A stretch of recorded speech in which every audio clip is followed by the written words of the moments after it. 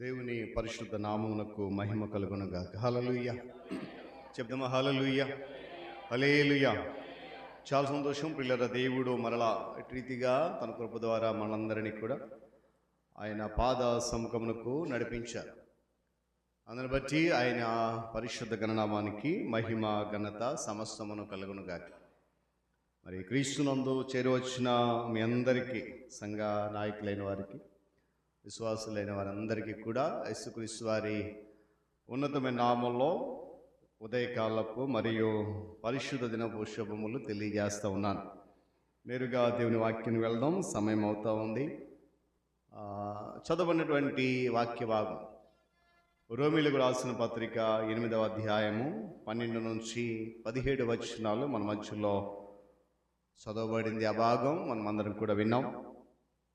ఆ భాగంలో నుండి కొన్ని నిమిషాలు మరి సమయాన్ని బట్టి త్వరగా ముందుకు వెళ్దాం. ఈ భాగంలో మనం గమనించినప్పుడు మనము దేవుని పిల్లలమే అనే సత్యాన్ని భక్తుడు పౌలు రోమా సంఘానికి జ్ఞాపకం చేస్తూ ఉన్నాడు. ప్రాముఖ్యంగా 14వ వచనాన్ని ఈరోజు మనం ధ్యానం చేద్దాం. మనము దేవుని కుమారులము లేక దేవుని పిల్లలము. ఈ లేఖన భాగము విస్మయత మరియు ఆశ్చర్యాన్ని సహితం కలుగజేస్తూ ఉంటుంది. ఎందుకంటే అక్కడ ఒక మాట చూడండి, దేవుని ఆత్మ చేత ఎందరూ నడిపించబడుదురో వారందరూ కూడా దేవుని కుమారులై ఉంటారు. వాక్యము చాలా సూటిగా స్పష్టంగా చెప్తా ఉంది. దేవుని ఆత్మ చేత నడిపించబడడం అనేది, దీనిని ఏమంటారంటే కుమారత్వపు దీవెన అని అంటారు. మనమందరం కూడా దేవుని పిల్లలుగా, దేవుని సంతానంగా, దేవుని ఆత్మ చేత నడిపించబడాలనేది దేవుని యొక్క ప్రణాళిక.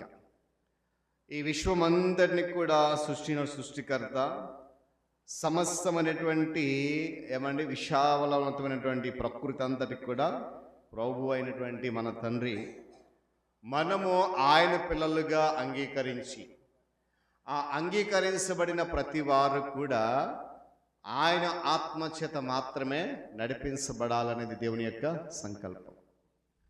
ఈరోజు మనం అందరం కూడా ఒక ప్రశ్న వేసుకోవాలి. నేను నిజంగా దేవుని కుమారుడనేనా, దేవుని కుమార్తెనేనా? సాధారణంగా ఎవరైనా మనం అడిగినప్పుడు మీ తల్లిదండ్రుల పేరు చెప్పండి, మీరు ఎవరి పిల్లలు, లేక నువ్వు ఎవరు కుమారుడవు, నువ్వు ఎవరు కుమార్తె అంటే మనం ఏం చెప్తాం? మన తల్లిదండ్రుల పేర్లు చెప్తాం. చెప్పొద్దని నేను చెప్పను, కానీ ఆత్మీయంగా మనం ఎదుగుతున్నప్పుడు ఆత్మీయ విషయంలో గనక ఇలాంటి ప్రశ్న ఎదురైతే, నువ్వెవరి కుమారుడవు, ఆత్మీయంగా నువ్వెవరి కుమార్తెవు అనే ప్రశ్న ఎదురైతే మనం చెప్పగలగాలి ధైర్యంగా, నేను దేవుని కుమారుడను, నేను దేవుని కుమార్తెను అని ధైర్యంగా మనం చెప్పగలగాలి. ఎప్పుడు చెప్పగలుగుతామనంటే ఎప్పుడైతే మనము దేవుని ఆత్మచేత నడిపించబడడానికి ఇష్టపడతామో, ఎప్పుడైతే ఆత్మ యొక్క ఆధీనంలో నడుస్తామో, అప్పుడే ఈ మాట మన నోట ధైర్యంగా వస్తున్న విషయాన్ని కూడా నేను జ్ఞాపకం చేస్తూ ఉన్నాను. ఆయన పిల్లలుగా అవడానికి అనుమతించినటువంటి దేవుని ప్రేమ ఎంత ఘనమైనది, అద్భుతమైందంటే లోకములు మన దేనితో కూడా పోల్చడానికైనా కూడా అది వీల్లేదు. అలాంటి గొప్ప ప్రేమ మనల్ని ఏం చేసిందంటే ఆయన పిల్లలుగా అంగీకరించింది. మరి అంగీకరించబడిన మనము ఈ వాక్యాన్ని 1కి 10 సార్లు జ్ఞాపకం చేసుకోవాలి. ఏం చేత? నేను దేవుని ఆత్మ చేత నడిపించబడాలి. ఎందుకో చెప్పమంటారా? దేవుని ఆత్మ చేత నడిపించబడితే దేవుని సన్నిధి అంటే మనకు నిర్లక్ష్యం ఉండదండి. దేవుని ఆత్మ చేత నడిపించబడితే దేవుని వాక్యానికి దూరంగా ఉండలేమండి. దేవుని ఆత్మ చేత నడిపించబడితే విశ్వాస సమూహంలో సహవాసాన్ని మనము కోల్పోలేమండి. ఆ విషయాన్ని మనం చాలా స్పష్టంగా గమనించాలి. నేను మరలా జ్ఞాపకం చేస్తున్నాను, ఆయన ప్రేమ ఎంత ఘనమైంది, అద్భుతమైందంటే లోకములో మరి దేనితోనైనా పోల్చడానికి అవకాశము లేదు. ఎందుకో తెలుసా? అలాంటి ప్రేమ మరి ఎవరు కూడా చూపించలేరు, ఒకవేళ చూపించిన మనము పొందుకోలేం. అలాంటి గొప్ప ప్రేమ. చూడండి, ఆయన పిల్లలు అని మనల్ని పిలవడంలో దేవుని యొక్క ప్రేమ మహత్యం ఏంటనంటే ఈ వాక్యం కనబడుతుంది కదా. చూడండి ఒకసారి యోహాను సువార్త మొదటి అధ్యాయము 12వ వాక్యంలో కూడా చక్కటి మాట రాశాడు. యోహాను సువార్త మొదటి అధ్యాయము 12వ వాక్యంలో తన్ను ఎందరైతే అంగీకరిస్తారో వారందరికీ, అనగా తన నామమందు విశ్వాసం ఉంచిన వారికి దేవుని పిల్లలు అవ్వడానికి ఆయన అధికారాన్ని అనుగ్రహించారు. దేవునికి స్తోత్రం కలుగును గాక. ఈ అధికారం ఎవరు లేని భూమి మీద.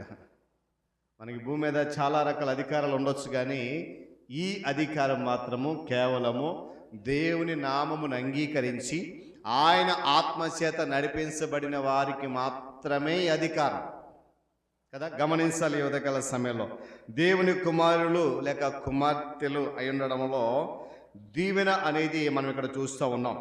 ఎందుకంటే కుమారత్వపు దీవెనలు అనేవి దేవుని యొక్క వాక్యం చాలా స్పష్టంగా ఉన్నాయి. ఇవి మనం ధ్యానిస్తున్నప్పుడు మనకు ఒక ప్రశ్న రావాలి. ఈ వాక్య భాగం ధ్యానిస్తున్నాం, మీకు ఇష్టమైతే మరలా ఇంటికి వెళ్ళిన తర్వాత చదవండి ఆ భాగాన్ని. మరి దేవుని చిత్తమైతే వచ్చే ఆదివారం కూడా ఈ భాగం మీద మనం ధ్యానం చేస్తాం. ఎందుకు మాట చెప్తున్నానంటే ఈ మాటను మనం ధ్యానం చేస్తున్నప్పుడు నిజంగా నేను దేవునికి నమ్మకమైన బిడ్డగా ఉన్నానా లేదా అని ఎవరికి వారమే సంధించుకోవాలి.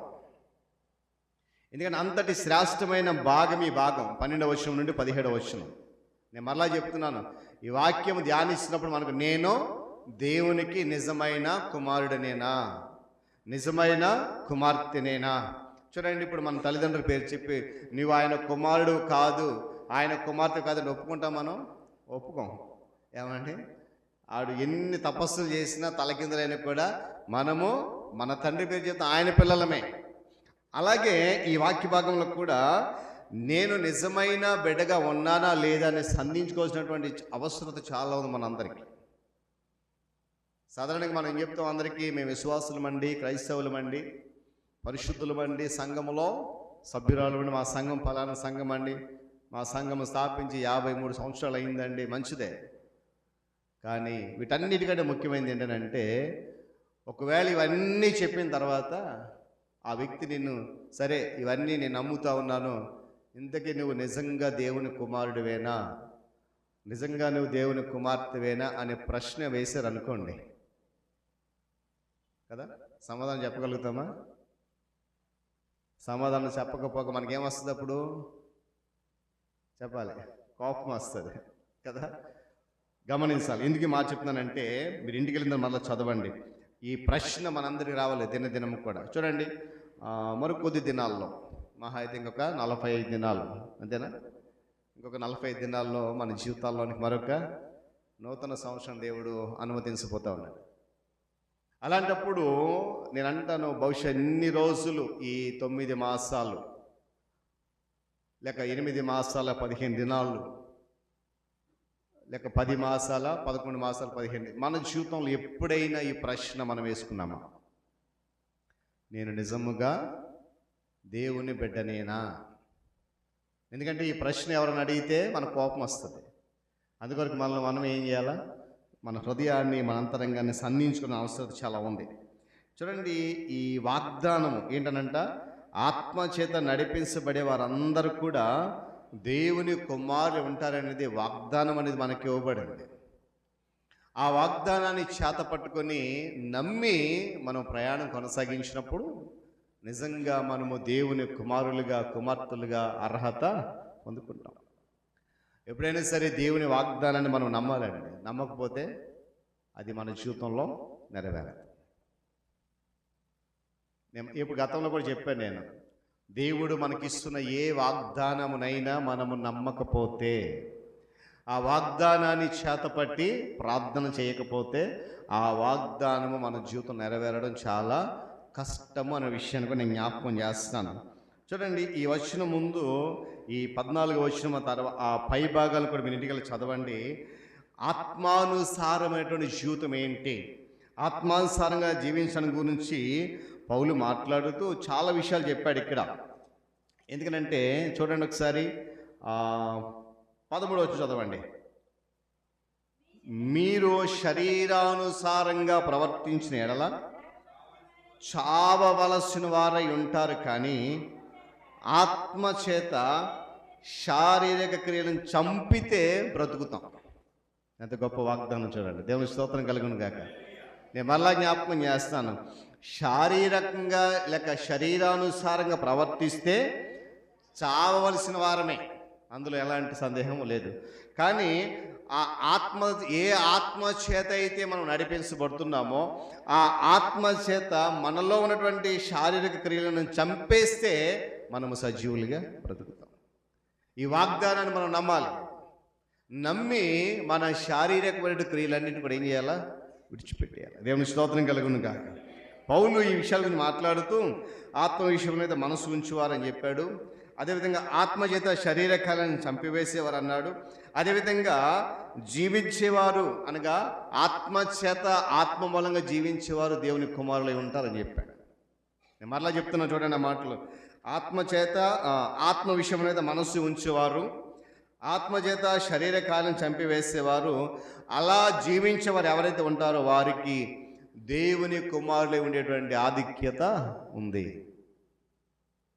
ఆత్మ విషయం మీద మనస్సు ఉంచకుండా, ఆత్మ విషయములపై ఆలోచన చేయకుండా, శరీర క్రియలను చంపివేయకుండా శరీరానుసారంగా ప్రవర్తించే మనకు దేవుని కుమారులే అర్హత లేదు అనే విషయాన్ని కూడా చాలా స్పష్టంగా ఈ వాక్యం జ్ఞాపకం చేస్తుంది. ఈరోజు దేవుని యొక్క వాక్యం నిన్ను నన్ను అడుగుతున్న మాట ఏంటంటే, నీవు నిజముగా నా కుమారుడివేనా? నువ్వు నిజముగా నా కుమార్తెవేనా? ఏమండి, ఈ ప్రశ్న నేను వేయడం కాదు, కానీ దేవుని యొక్క వాక్యం సూటిగా మనందరినీ కూడా ప్రశ్నిస్తూ ఉంది. ఎందుకంటే ఆత్మచేత నడిపించబడడానికి ఎవరో ఒకరు వచ్చి మనల్ని పురుకొల్పాల్సిన అవసరము లేదండి. గమనించాలి ఈ మాట. ఆత్మచేత నడిపించబడడానికి మనలను మనమే అనుమతించుకోవాల్సిన అవసరం ఉంది. మరలా జ్ఞాపకం చేస్తాను, గుర్తుపెట్టుకోండి. ఆత్మచేత నడిపించబడడానికి మరొకరు వచ్చి మనల్ని ముందుకు తోసేటువంటి అవసరము లేదు. ఎవరికి వారమే ఆత్మ విషయంలో నడిపించబడడానికి మనలను మనమే అనుమతించుకోవాలి. నేను ఆత్మచేత నడిపించబడాలి, ఆత్మచేత దీవించబడాలి, ఆత్మచేత జరిగే కార్యాలు నేను పొందుకోవాలి, ఆ అద్భుతాన్ని చూడాలని చెప్పి మనలను మనమే అనుమతించుకుంటేనే ఆ వాగ్దానం అనేది మన జీవితంలో నెరవేరుతుంది. ఎందుకంటే పౌలు ఆ విషయాల మీద మాత్రమే తన దృష్టిని కేంద్రీకరించాడు. ఆ విషయం మీద మాత్రమే దృష్టించి ఈ మాటలన్నీ కూడా రాయడం జరిగింది. గమనించాలి. 15 వచనం చూడండి. 15 వచనం, ఏలయనగా మరలా భయపడుటకు మీరు దాస్యపు ఆత్మ పొందలేదంట. చాలండి. ఏమంటాడండి? మీరు మరలా భయపడడానికి దాస్యపు ఆత్మ పొందలేదు, కానీ దత్తపుత్రాత్మను పొందితిరి. దేవునికి స్తోత్రం కలుగును గాక. హల్లెలూయా చెప్పాలి. ఏమండి, ఎవరు దేవుని ఆత్మచేత నడిపించబడడానికి ఇష్టపడతారో వారే నిజమైన దేవుని కుమారులు, కుమార్తెలు. మరి జ్ఞాని సొలొమోను అంటాడు, నీ జీవితం అంతటికీ ఆయన అధికారానికి ఒప్పుకోవాలంటాడు. మన జీవితం అంతటి మీద దేవుని అధికారమే ఉండాలి, మనుషుల అధికారం ఉండాల్సిన అవసరం లేదు. మన ఆత్మీయ జీవితం మీద, ఆధ్యాత్మిక జీవితం మీద దేవుని అధికారం ఉండాలి. ఆ అధికారానికి మాత్రమే మనము లోబడాలి. అలా లోబడినప్పుడే ఆ ఆత్మచేత నడిపించబడేటువంటి క్రమంలోనికి మనం వెళ్ళగలుగుతాం. నేను మరలా జ్ఞాపకం చేస్తున్నాను, దేవుని ఆత్మచేత ఎవరైతే నడిపించబడడానికి ఇష్టపడతారో, ఎవరైతే ఆత్మచేత దీవించబడడానికి ముందుకు వస్తారో వారు మాత్రమే నిజమైన దేవుని కుమారులుగా, కుమార్తెలుగా ఉంటారు. ఇవి నా మాటలు కాదండి, పౌలు చెప్తున్నటువంటి మాట రోమా సంఘానికి. ఆత్మచేత నడిపించబడడం అంటే ప్రియులారా, ఆత్మచేత తీర్మానించబడినటువంటి మన జీవితపు ప్రాథమిక పునరుద్ధరణ విధాన దిశ కలిగి ఉండడం అని అర్థం. మన జీవితంలో అనగా క్రీస్తు ప్రభువారి నమ్మినప్పుడు ప్రాథమిక జీవితపు విధానం ఎలా ఉంది, దానిని మరలా ఒకసారి మనం స్మరణ చేసుకుని ఆ మొదటి ప్రేమను మరలా మనము కలిగి ఉండడమే ఆత్మచేత నడిపించబడడానికి తీర్మానించుకోవడం. అందుకే ఆ ప్రకటన గ్రంథములో ఏమంటే ఒక సంఘాన్ని జ్ఞాపకం చేస్తూ ఏమంటాడైనా, నీ మొదటి ప్రేమను కోల్పోయావు. చూద్దాం ఒకసారి ప్రకటన గ్రంథము 3వ అధ్యాయం. ప్రకటన గ్రంథము 3వ అధ్యాయం చూడండి ఒకసారి.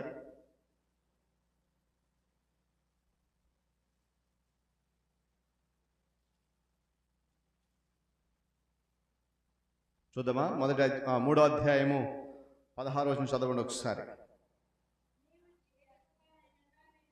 నీ క్రియలు నేను ఎరుగుదును, ఆ మాట చదవండి. 15వ వచనం.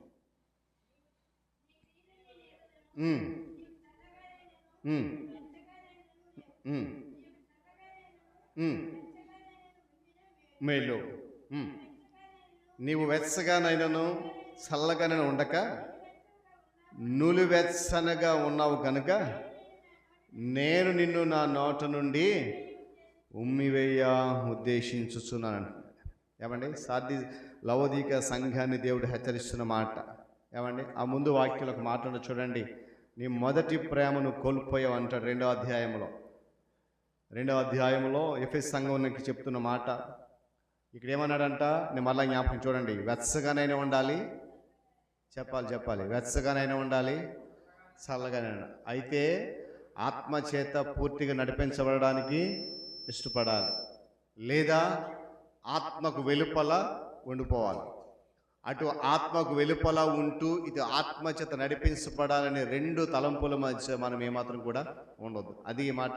వెచ్చగానైనా ఉండాలి, చల్లగానైనా ఉండాలి. ఎలా ఉండకూడదట? చూడండి, అక్కడ ఉంది. నువ్వు వెచ్చగానైనాను చల్లగానైనా ఉండక నులివెచ్చని అటు ఇటు కాకుండా ఉన్నావు కనుక నేను నిన్ను నా నోట నుండి ఉమ్మివేయ ఉద్దేశించునని దేవుడు లవోదిక సంఘానికి చెబుతున్న మాట. కారణం ఏంటంటే ఆ సంఘము దేవుని ఆత్మచేత నడిపించబడడానికి బహుశా ధిక్కరించిన పరిస్థితులు. ఎఫెసు సంఘాన్ని జ్ఞాపకం చేస్తూ 2వ అధ్యాయంలో చదువుదాం ఒకసారి. చదవండి. నీ 2వ వచనం చదువుదాం. 2వ వచనం. 2వ అధ్యాయము 2వ వచనం.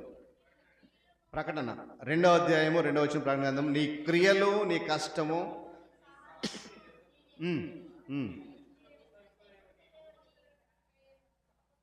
రైట్ అమ్మా. 4వ వచనం చదవండి. 4వ వచనం చదవండి. జాగ్రత్త గమనించి అందరూ వినాలి.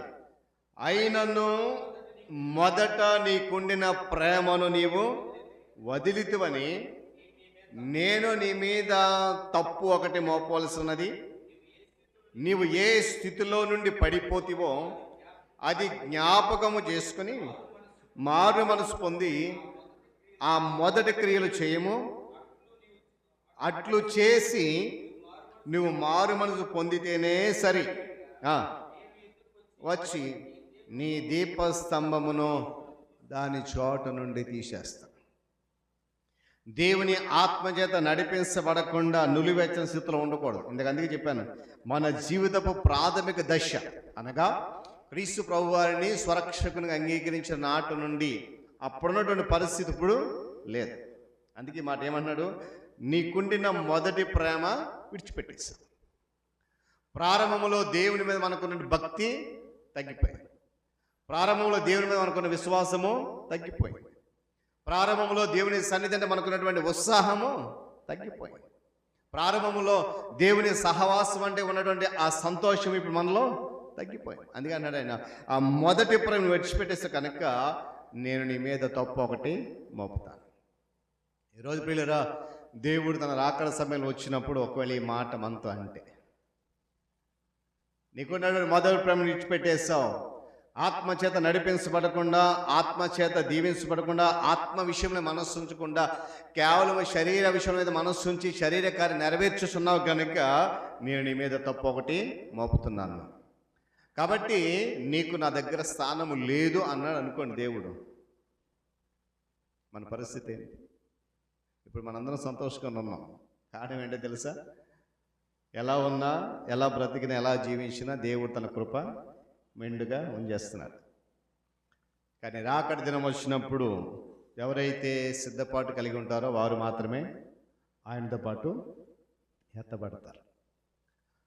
విడిచిపెట్టబడి వారి జీవితం ఇలా సంతోషంగా ఉండదండి.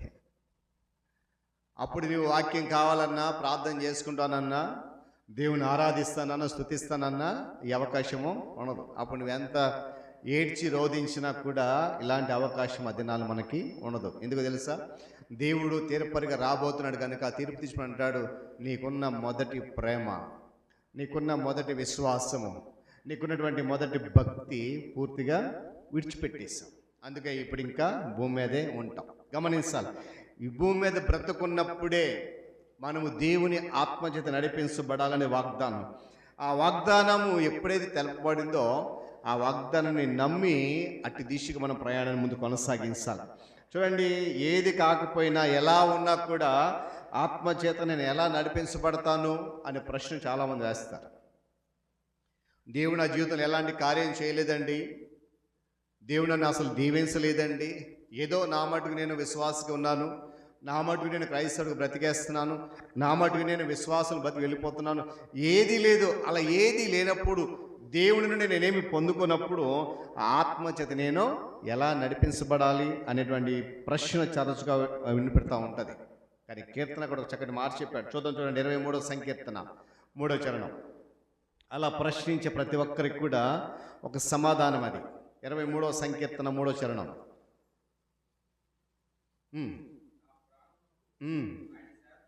నా ప్రాణమునకు ఆయన సేద తీర్చుచున్నాడు, తన నామమును బట్టి నీతి మార్గములలో నన్ను నడిపించుచున్నాడు. దేవుని స్తోత్రం కలుగును గాక. కాబట్టి ఈ ప్రశ్న మనం వేయకూడదు. ఏమని? దేవుడు నన్ను పట్టించుకోలేదని అనుకోకూడదు. నేను ఇప్పుడు ఒక మాట చెప్తాను, మీకు గుర్తుందో లేదు. ఈరోజు ఈ క్షణం మనం ఇలా ఉన్నామంటే చెప్పాలి, అది దేవుని యొక్క మహాకృపే. ఆ కృప చేత ఆయన మార్గములో మనం నడిపించకుండా ఉంటే ఈ 11వ మాసంలో గడిచిన 15 దినాలు మన జీవితం ఎలా ఉండేదో కదా. అందుకే ఈ ప్రశ్న ఎప్పుడు రాకూడదు. ఆత్మచేత ఎలా నడిపించబడాలి అనే ప్రశ్న మనకి రాకూడదు. ఎందుకంటే ఇక్కడ మాట చెప్పిన కీర్తనకారుడు, నేను మరలా చూస్తున్నాను, నా ప్రాణమునకు ఆయన సేద తీరుస్తూ ఉన్నాడు, తన నామమును బట్టి నీతి మార్గములలో ఆయన నన్ను నడిపిస్తున్నాడు. అది కనుక ఆ సత్యమును గుర్తించినప్పుడు ఆత్మచేత ఎలా నడిపించబడాలనేది కూడా మనము గ్రహించగలుగుతాం. ఈ సత్యాన్ని గ్రహించలేకపోతే ఆత్మచేత నడిపించబడేటువంటి ఆ సత్యంలోనికి మనము వెళ్ళలేమనే విషయాన్ని కూడా నేను జ్ఞాపకం చేస్తున్నాను. కొంతమంది ఏది ఎలా ఉన్నా ఏదో ఒక హేతు కొరకు పరిశుద్ధాత్మ చేత నడిపించబడడం అనే దానికి వేరే ఒక ప్రాధాన్యతను తగిలిస్తూ ఉన్నారు. అలా తగిలించినప్పుడు ఏమవుతుందంటే కొన్ని మర్మమైనటువంటి గుసగుసలు, ఏమంటే బయలుపరిచేటువంటి కళలు, మనస్సు భ్రమించే దర్శనాలు, ప్రతిఘటించలేనటువంటి ప్రేరేపణలు, ఏమండి ముంచేసేటువంటి గుణాలు, ఇలాంటివన్నీ వాటి గురించి వారు మాట్లాడుతూ ఉంటారు. ఎవరు అంటే ఆత్మచేత నడిపించబడడానికి ఇష్టం లేని వారు, ఆత్మచేత నడిపించబడడానికి తమ్మును తాము సమర్పించుకుని వారు ఈ మాటలన్నీ మాట్లాడుతూ ఉంటారు. గమనించాలి. అయితే ఆత్మ నడిపింపు గురించి తెలుసుకోవడానికి మనము మన యొక్క ఆ ఫీలింగ్స్ అంటారు కదండి, వాటి మీద మాత్రమే ఆధారపడితే కనుక మనందరం కూడా శిథిలమైపోతామని చెప్పి దేవుని వాక్యం జ్ఞాపకం చేస్తాం. మనము కేవలం విశ్వాసాన్ని బట్టి దేవుని యొక్క ఆత్మచేత నడిపించబడడానికి ఇష్టపడాలి తప్ప మన ఫీలింగ్స్ని బట్టి, ఏమండి మనకున్నటువంటి ఆ అపోహలను బట్టి మీద ఆధారపడితే మనము ఆత్మచేత నడిపించబడడానికి ముందుకు వెళ్ళలేమనే విషయాన్ని జ్ఞాపకం చేస్తాం. ఎందుకంటే అంతకంటే నిలకడలేని స్థితి మరొకటి ఉండదు. ఎప్పుడైతే మన అపోహల మీద మనం ఆధారపడతామో, ఎప్పుడైతే మన ఊహల మీద మనం ఆధారపడతామో అంతకంటే నిలకడలేని స్థితి మరొకటి ఉండదు. ఎప్పుడైతే మన అపోహల మీద ఆధారపడి ముందుకు వెళ్ళాలనుకుంటామో అప్పుడు ఆత్మచేత నడిపించబడాలనేటువంటి ఆలోచన మన మనకు రాదు విషయాన్ని కూడా నేను జ్ఞాపకం చేస్తున్నాను. అయితే నడిపించబడడం అంటే దేవుని వాక్యానికి వ్యతిరేకంగా ఉండకూడదు. ఈ నడిపించబడడం అనేది దేవుని వాక్యానికి ఒకవేళ వ్యతిరేకమైతే, దేవుని వాక్యానికి అనుగుణంగా లేకపోతే, దేవుని వాక్యానికి సరిగ్గా దగ్గరగా లేకపోతే అది ఎప్పటికీ కూడా ఆత్మ నడిపింపు కాదు. చాలామంది, నేను ఎవరిని విమర్శించను కానీ కొంతమంది సేవకులు ఒక మాట చెప్తాను. వాక్యం చెప్పడానికి ఆల్టర్ మీద నుంచున్న తర్వాత ప్రారంభంలో ఒక మాట చెప్తారు సేవకులు, నిలబడింది నేనే కానీ మాట్లాడేది పరిశుద్ధాత్మ దేవుడు అని చెప్తారు. మంచిదే, ఆ మాటని విమర్శించట్లేదు. కానీ మరి ఆత్మచేత నడిపించబడాలన్నప్పుడు ఆత్మ విషయముల మీద మాత్రమే మా మాటలు ఉండాలి, అంతేనా? నిలబడింది మేమే, నడిపించేది ఆత్మదేవుడైనప్పుడు ఆత్మానుసారమైనటువంటి మాటలు మాత్రం అక్కడ పలకాలి.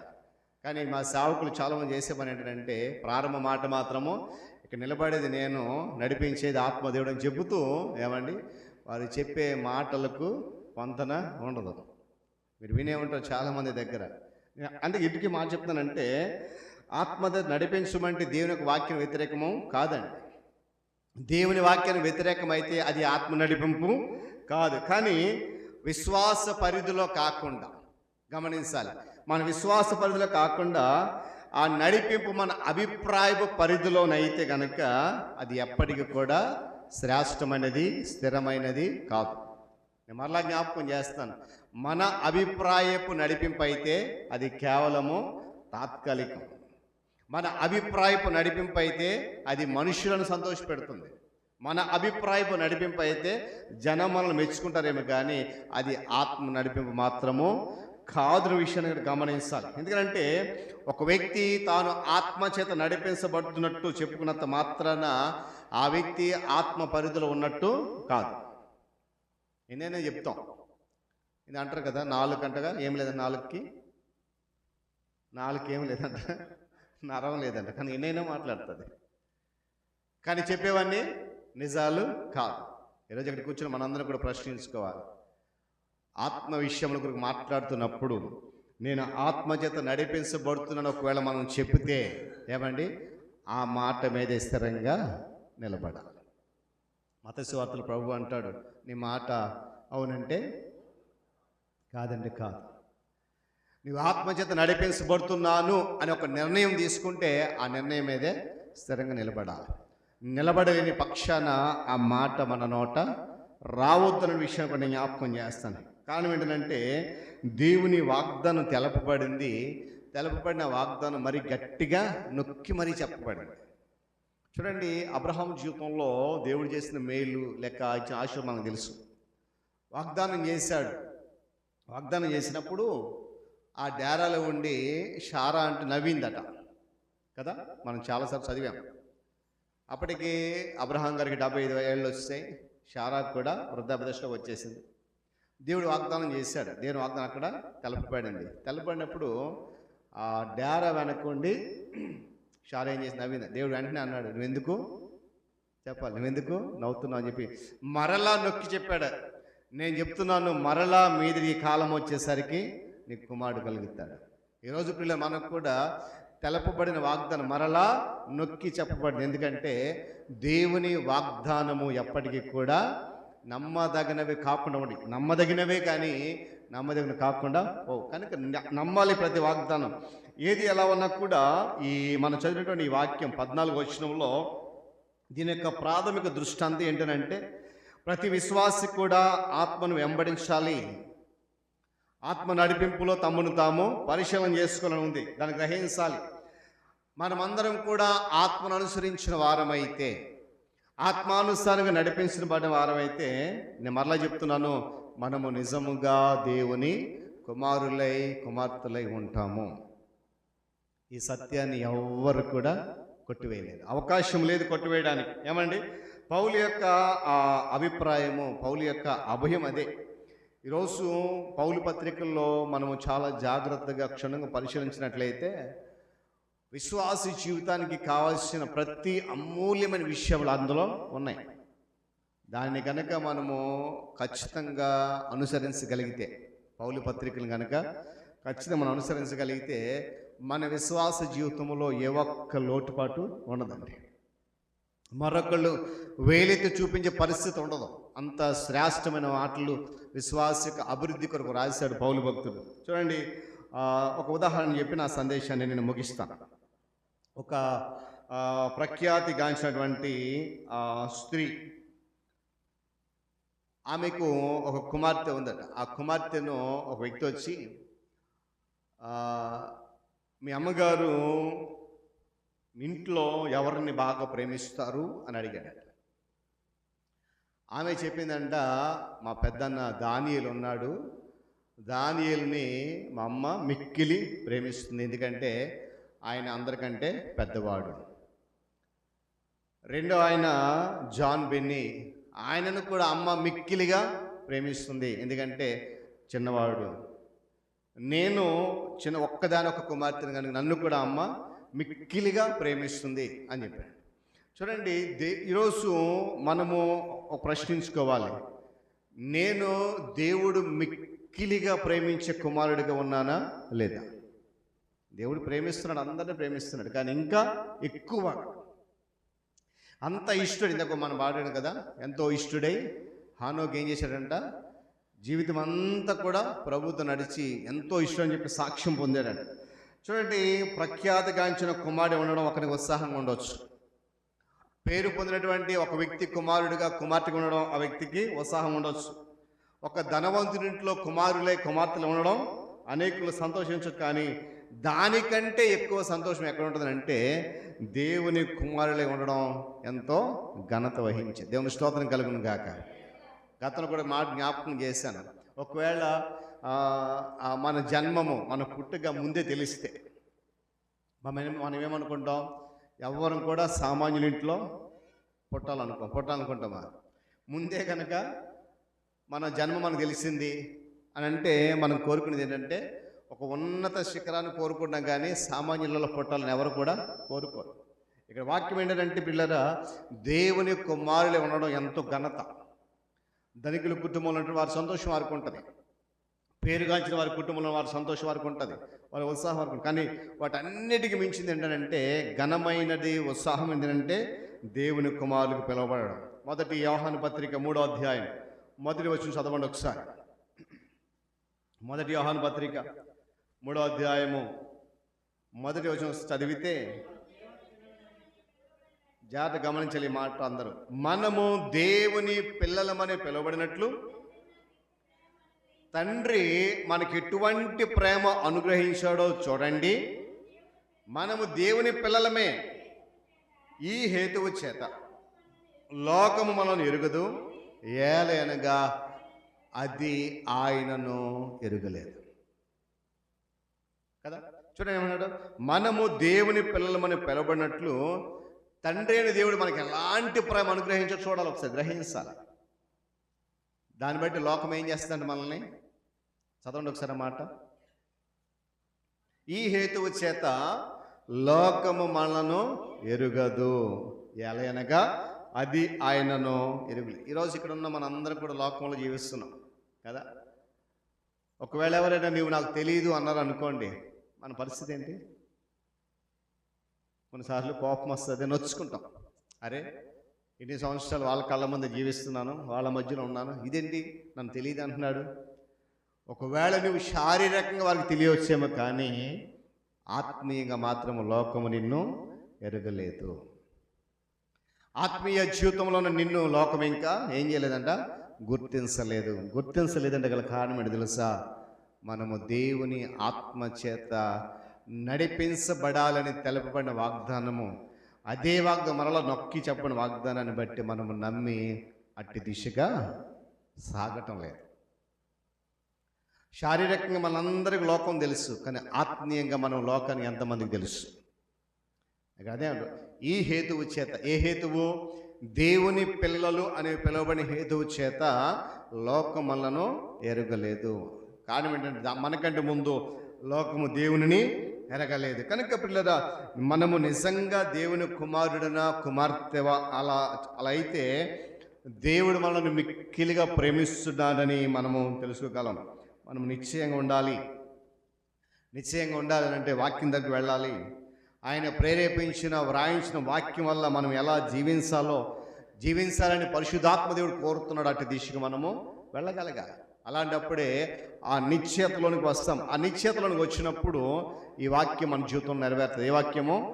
ఎందరూ అయితే దేవుని ఆత్మచేత నడిపించబడతారో వారందరూ కూడా దేవుని కుమారులై ఉంటారు. కనుక మనమంతా చూడండి, మన ఆలోచనలు ఎంతగా దేవుని వైపు తిప్పుతామో, మన తలంపు ఎంతగా దేవుని వైపు తిప్పుతామో అంతగా మనము దేవుని వైపు వెళ్ళగలుగుతాం. మన ఆలోచన అంతా కేవలము లోకం వైపే, కేవలము లోక సంబంధమైనటువంటిది, లోక మనుషుల వైపు మన ఆలోచన ఉంటే మనము దేవుని ఆలోచనకు అనుగుణంగా మన జీవితాన్ని మలుచుకోలేం. కనుక మరి ఎంత ప్రయాసపడతామో అంత ప్రయాస మన జీవితంలో ఫలభరితంగా దేవుడు మార్చగలుగుతాడు. దేవుని ఆత్మ చేత నడిపించబడుతున్నామని అంత నమ్మిక కలిగి ఆత్మ యొక్క నడిపింపును వెంబడించడానికి ఏమండి మనకు చేతనైనంత మట్టుకు మనము చేయగలగాలి. మన చేతనైన మనం చేస్తే తద్వారా ఆ మిగిలిన పని దేవుడు చూస్తాడు. దేవుని స్తోత్రం కలుగును కాక. కనుక మనం దాన్ని చేసినట్లయితే దేవుడు మనకు అంత నమ్మిక కలుగుతుంది. అందుకే రోమపత్రిక 8:28 అంటాడు, సమస్తమును సమకూడి మేలు కొరకే జరుగుతుంది. ఒకసారి మాట చదివి ప్రార్థన చేసుకుందాం. రోమీయులకు రాసిన పత్రిక 8:28 ఎలాగనగా అనే మాట చదవండి. 28 మనము నిరీక్షణ కలిగిన వారమై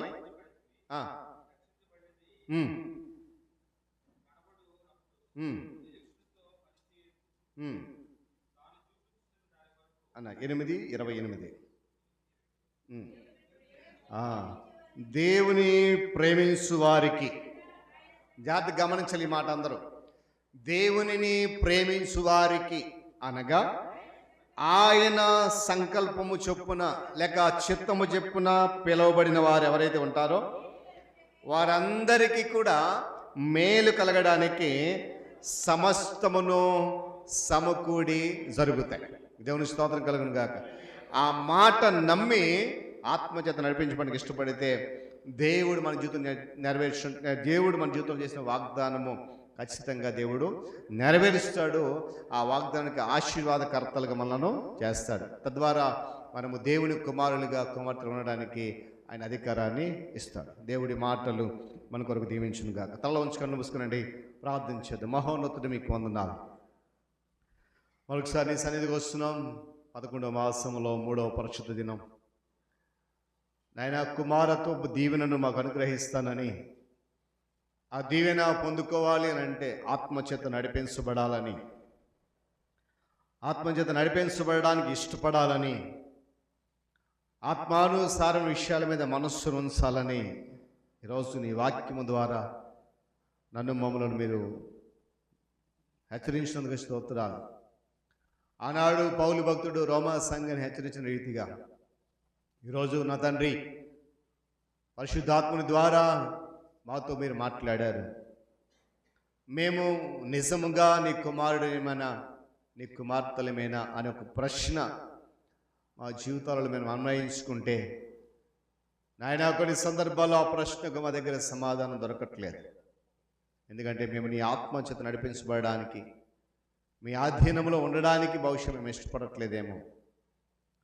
శారీరక క్రియలను మాలో చంపివేయకుండా వాటిని పెంచి పోషిస్తూ ఆత్మ విషయముల మీద మనస్సు మనసక వ్యతిరేకిస్తున్నామేమో. అందుకు ఈరోజు మాతో మీరు సూటిగా మాట్లాడి, మీరు ఆత్మచేత నడిపించబడితే నా కుమారులు నా కుమార్తెలు అట్టి ప్రేమ మీరు మనం గ్రహించాలని వాక్యం జ్ఞాపకం చేసింది. నా తండ్రి ఎత్తుబండి మాట వినిన మేమందరం కూడా ఒకసారి పరిశీలన చేసుకొని ఆ వాక్యాన్ని మా హృదయపు లోతులలోనికి ఆహ్వానించి వాక్యానుసారంగా వాక్యపు వెలుగు నడవడానికి కృపను గ్రహించాలి.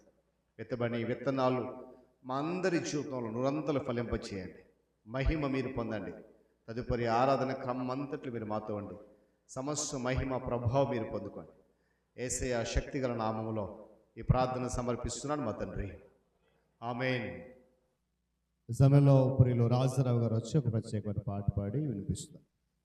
జీవించుచున్నవన్న పేరు ఉన్నది, మృతుడవే నీవు మృతుడవే. జీవించుచున్నవన్న పేరు ఉన్నది, మృతుడవే నీవు మృతుడవే.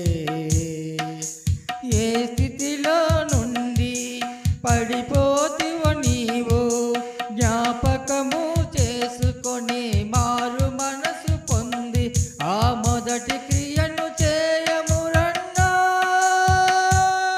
ఆ మొదటి క్రియను చేయమురన్నా. జీవించుచున్నావన్న పేరు ఉన్నది, మృతుడవే నీవు మృతుడవే.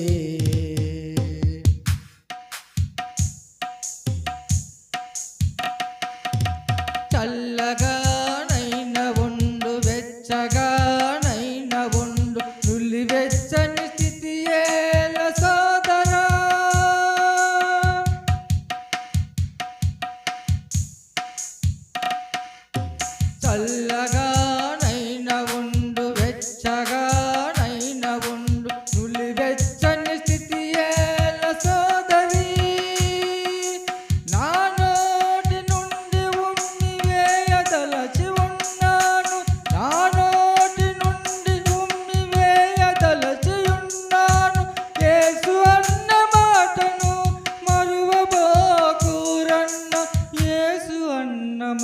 మాటను మరువబోకురన్నా.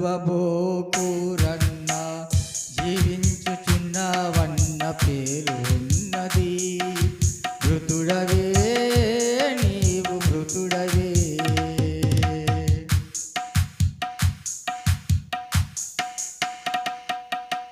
అన్యాయము చేయువానికి అన్యాయము చేయు నిమ్ము, పరిశుద్ధుడైన వాణ్ణి పరిశుద్ధుని గుండ నిమ్ము.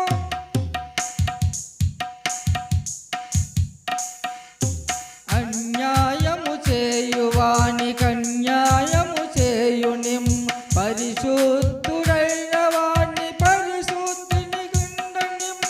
వాని వాని క్రియలకు జీతమిచ్చెదనన్నావు, వాని వాని క్రియలకు జీతమిచ్చెదనన్నావు.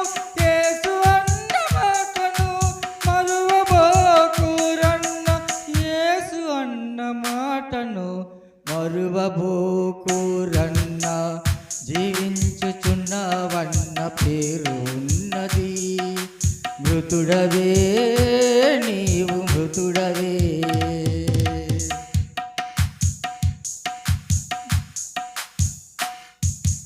ఏ గడియో ఏ క్షణము ప్రభురాకడ తెలియదుర, దొంగవలే వచ్చదనని అన్నాడు. ఏ గడియో ఏ క్షణము ప్రభురాకడ తెలియదుర, దొంగవలే వచ్చదనని అన్నాడు.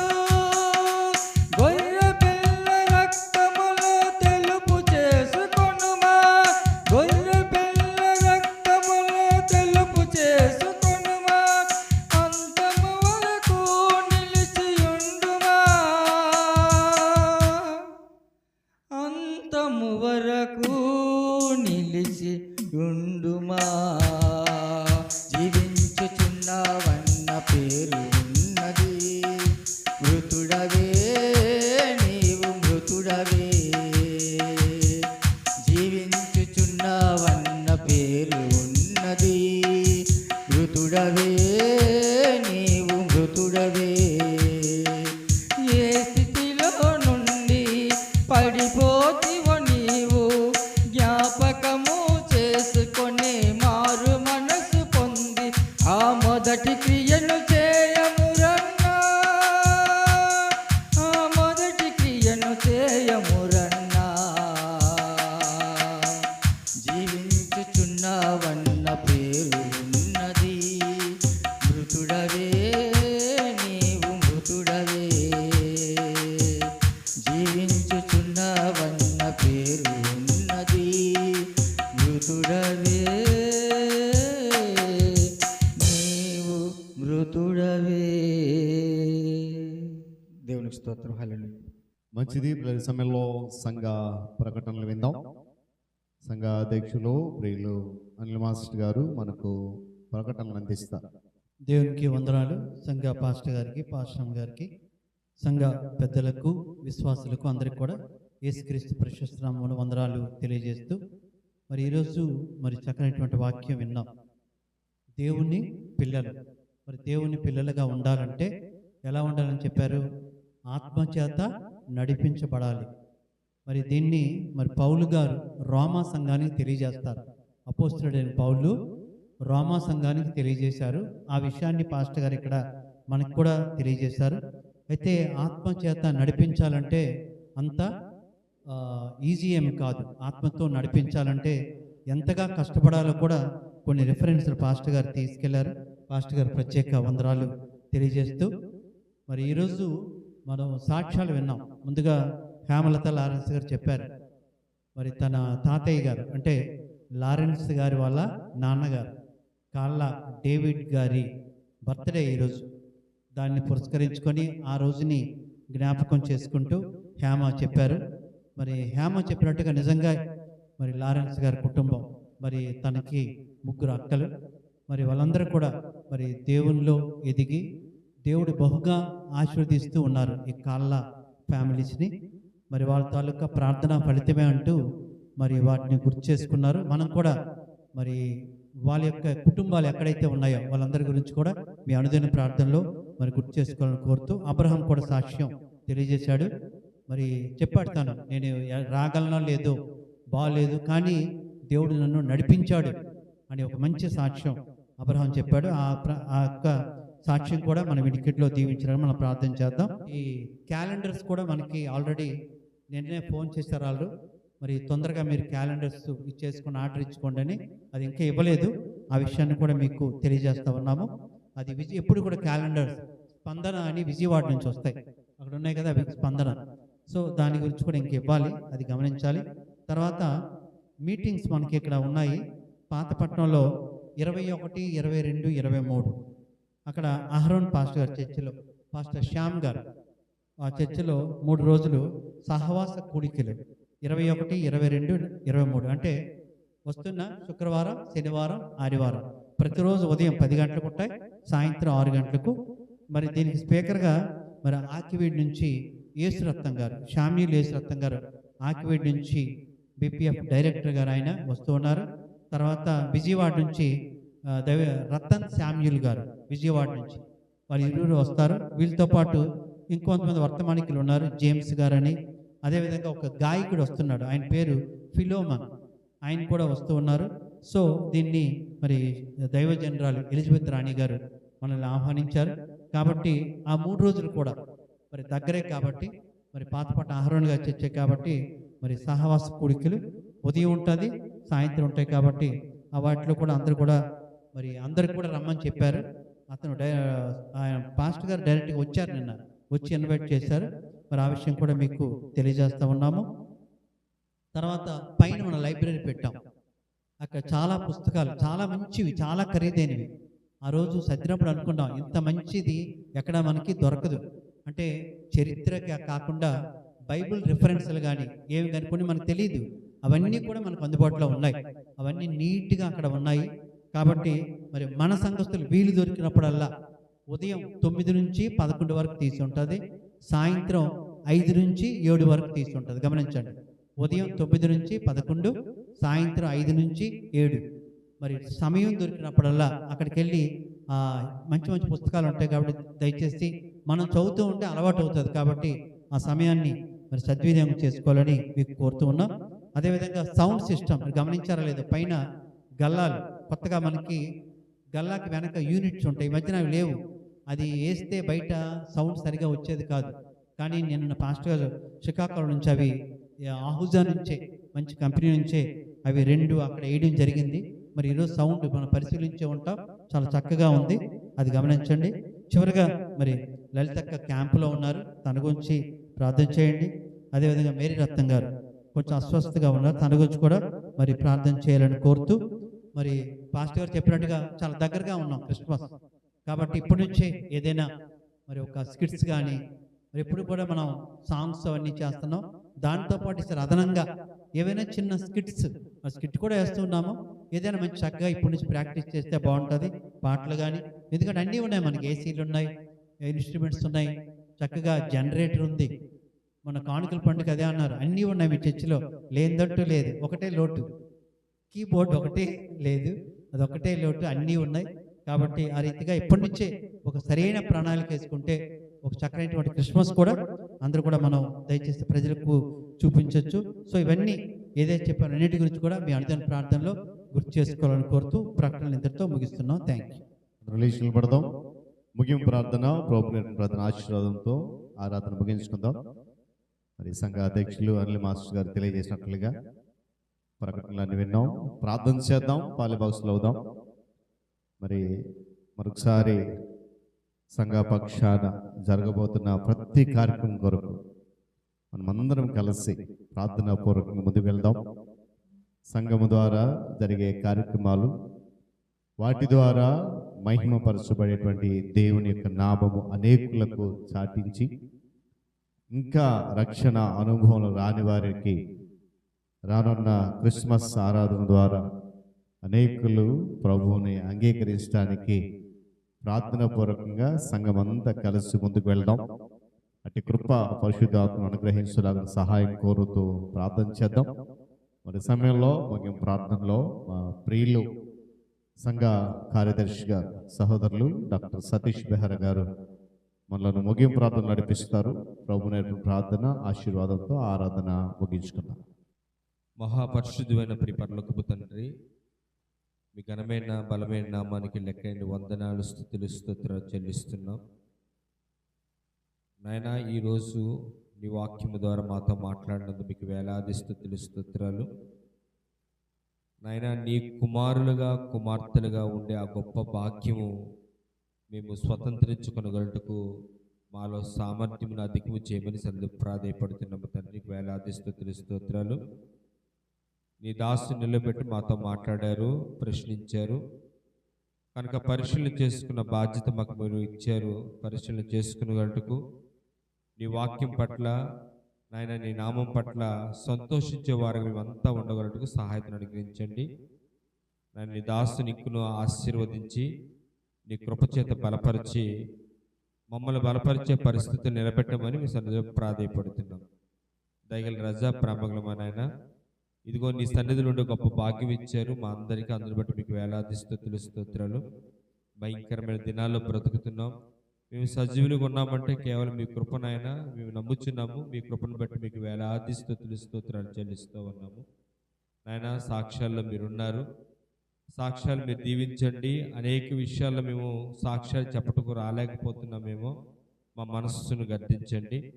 మీరు చేసిన మేలును మరువకుండా నీ సన్నిధిలో సాక్ష్యాలు చెప్పగలటు కృప చూపించి ఈరోజు చెప్పిన హేమక్కును అబ్రహామును మీరు దీవించమని సన్నిధి ప్రాధేయపడుతున్నాను. ఆయన స్తుతి ఆరాధనలో మీ యొక్క ఆత్మ ప్రేరేపరిచేత మాతో పాటు ఉన్నారు. అందరం కలిసి నీ స్తుతించటం ఎంత గొప్పది, ఎంత సంతోషమునైనా. అటు భాగ్యం ఇచ్చినందుకు కూడా మీకు వేలాది స్తుతులు, స్తోత్రాలు చెల్లిస్తున్నాము. నాయన, చేరి వచ్చిన ప్రతి ఒక్కరిని, సంఘంలో ప్రతి విశ్వాసాన్ని మీరు జ్ఞాపకం చేసుకునండి. కొంతమంది నేను మా వారు రాలేకపోయారు, పరిస్థితులు, వారికి ఉన్న ఆటంకాలు, అవరోధాలు మీరు ఎరిగి ఉన్నారు. వాటి నుంచి తప్పించి బలపరిచి నీ సన్నిధిలో వారు కనపరచబడగలటకు సహాయతను అనుగ్రహించాలని విజ్ఞాపన చేస్తున్నాను. ఇదిగోనైనా ఈ ప్రార్థన పిమ్మట మరలా మేము మా యొక్క దైనందిన జీవితంలోకి ప్రవేశిస్తున్నాము. మరలా ఆదివారం చేరే వరకు మేము చేస్తున్న మా ప్రవర్తనలోను, మా ప్రవర్తన అంతటిపై మీ అధికారం ఒప్పుకొనగల మనస్సు మాకు కలుగజేసి నాయన, మీ నామహిమార్థమే జీవించగల గొప్ప భాగ్యం మా అందరికీ అనుగ్రహించమని మీ సన్నిధిలో ప్రాధేయపడుతున్నాను. మేము చేస్తున్న మా పనిపాట్లను దీవించండి. మేము చేస్తున్న ప్రయాణంలో దయచేసి మమ్మల్ని జ్ఞాపకం చేసుకునండి. నాయన, మా సంఘాన్ని మీరు దయచేసి ఉజ్జీవపరచండి. ఎవరైతే నైనా అనారోగ్యంగా ఉండి నైనా బలహీనులు ఉన్నారో దయచేసి వారిని మీరు తాకి వారికి కావలసిన పరిపూర్ణమైన ఆరోగ్యం మీరు అనుగ్రహించి స్వస్థత కలుగు చేయమని సద్దు ప్రాధేయపడుతున్నాను. నన్ను చేరి వచ్చిన సంఘాన్ని, సంఘంలో పెద్దలను, అలా విశ్వాసులను, చిన్నపిల్లలను, యవనస్తులు ప్రతి ఒక్కరిని మీరు జ్ఞాపకం చేసుకొని మీ సహాయంతో మా యొక్క సంఘానికి సమృద్ధంగా అని నడిపిస్తున్న విధానం పెట్టుకొని మీకు వందనాలు, స్తుతులు, స్తోత్రాలు చెల్లిస్తూ మీ కృపలో మమ్మల్ని అందరినీ జ్ఞాపకం చేసుకోమని యేసుక్రీస్తు వారి దీవెన ప్రశస్త నామంలో బ్రతిమిలాడి వేడుకొనిచున్నాను నా ప్రియ పరలోకపు తండ్రి. ఆమేన్. రాజ్యమొచ్చును గాక, నిశ్చితము పరలోకమందు నెరవేర్చినట్లు భూమి అందు నెరవేరును గాక. మాకు కావాల్సిన ఆహారం మాకు దయచేయము. మనసును క్షమించిన ప్రకారం మనము క్షమించు. మమ్మల్ని శోధన దుష్టులను తప్పించు. ఎందుకంటే రాజ్యము, బలము, మహిమ నిరంతరమును నీవైనవి మా తండ్రి. పరమ తండ్రి అయిన దేవుని ప్రేమయు, ఆయన ప్రియ కుమారుడును మన రక్షకుడునైన యేసుక్రీస్తు వారి యొక్క కృపయు, ఆదరణకర్త అయిన పరిశుద్ధాత్మ దేవుని యొక్క సహాయము, సహవాసము, ఆయన సన్నిధి, కాపుదల చేరవచ్చిన మనకు, మన కుటుంబాలకు, సంఘానికి, ఆయనను ప్రేమిస్తున్న పరిశుద్ధులందరికీ కూడా ఆయన రాకడ వరకు తోడేంటి నడిపించును గాక. ఆమేన్.